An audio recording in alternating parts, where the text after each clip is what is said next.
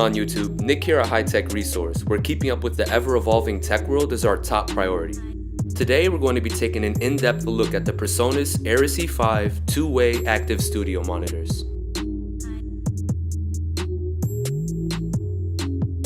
Before we get into the guts of our speaker review, I want to let you guys watching know that I am into professional audio equipment and audio engineering. I'm a self-taught audio engineer and producer, and I work through my home studio here in sunny Orlando, Florida.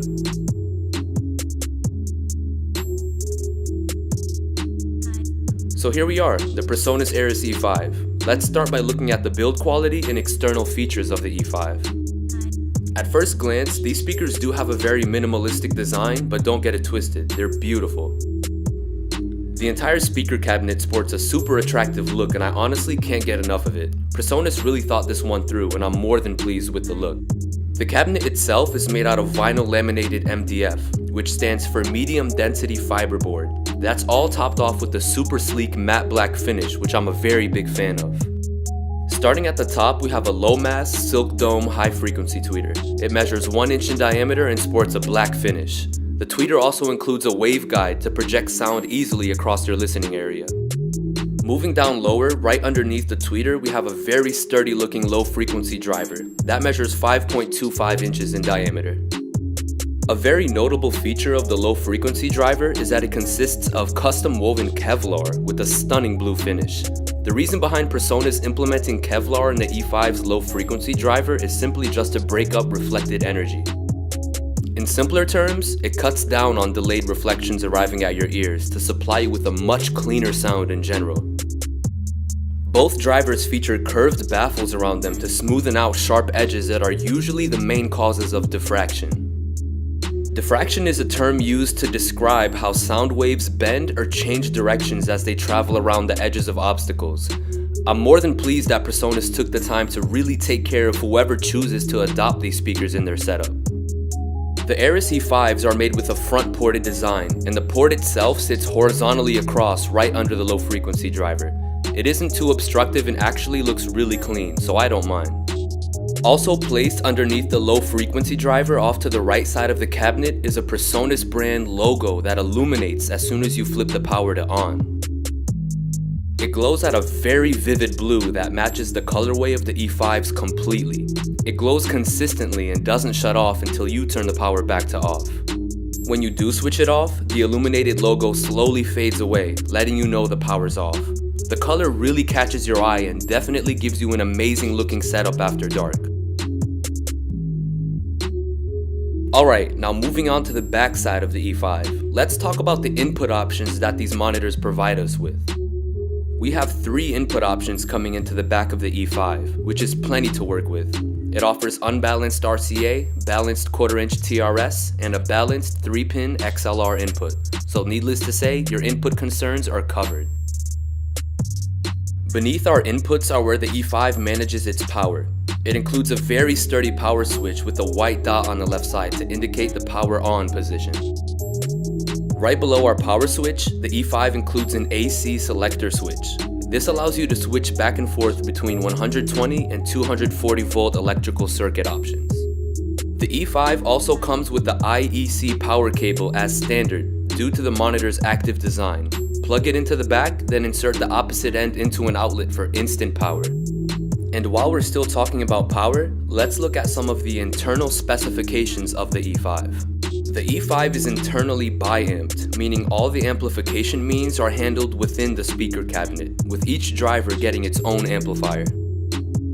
The E5s are driven with Class AB amplifiers, with the low frequency driver powered by a 45 watt Class AB amp and the high frequency tweeter being driven by a 35 watt Class AB amp. The drivers cross over at 3 kHz, meaning everything under 3 kHz is handled by the low frequency driver, and everything above 3 kHz is handled by the high frequency tweeter. The overall frequency response of the E5 stretches from a low 53 Hz all the way to a super high 22 kHz. Given that power, the speakers also come with many internal features to preserve its life over time. These features include an output current limiter, over temperature protection, transient damage protection, subsonic protection to prevent damage from harmful sub-bass frequencies, and a soft startup that prevents loud pops and cracks at startup. Lastly, on the backside of the E5, I want to talk about the input gain control and acoustic tuning options. This is where Presonus made sure the Eris line outshines almost all speakers in its price range. Moving back up to the top of the cabinet in the back, first off we have an input gain control knob. This knob allows you to boost an unbalanced signal by 35 decibels and a balanced signal up 31 decibels respectively. I also want to include that these monitors have a max sound pressure level of 102 decibels for all my sound geeks. With unity gain right in the middle of the knob's range of motion, displayed by a U, you always know where to reset your input gain. And to me, that's super important when it comes to controlling your signal to noise ratio. Where this speaker truly shines is within its acoustic tuning abilities. First on the list, the acoustic tuning feature on the E5 includes a mid-range EQ knob, which can boost or cut your signal by 6 decibels centered around 1 kHz.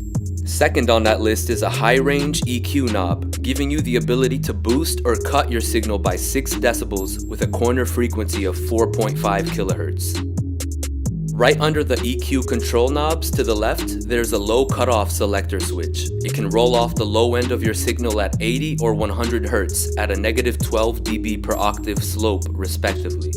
This is best used by adding a subwoofer to your setup to handle the frequencies below 100 or 80 Hz.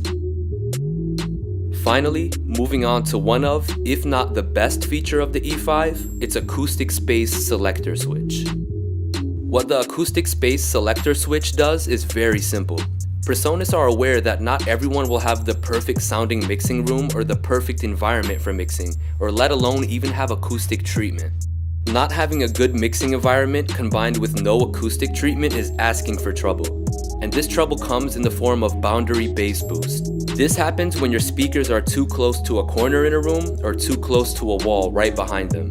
This is where Presonus sweeten the deal by giving you the option to compensate for this common problem. The acoustic space selector switch attenuates the low end of your signal below 800 Hz by 0, -2, or -4 dB based on your mixing position inside your room. This feature alone makes these monitors outshine any others in its price range, and Presonus are the real champs for including this feature. No other studio monitors in this price range even offer a feature as such. And if I throw my 2 cents in on it, it's extremely beginner friendly. After looking at what the E5 is made of inside and out, who wouldn't be impressed? Only somebody who's never heard one before. I've owned these awesome monitors for over a year now, and I can honestly say that they've done way more than just hold up.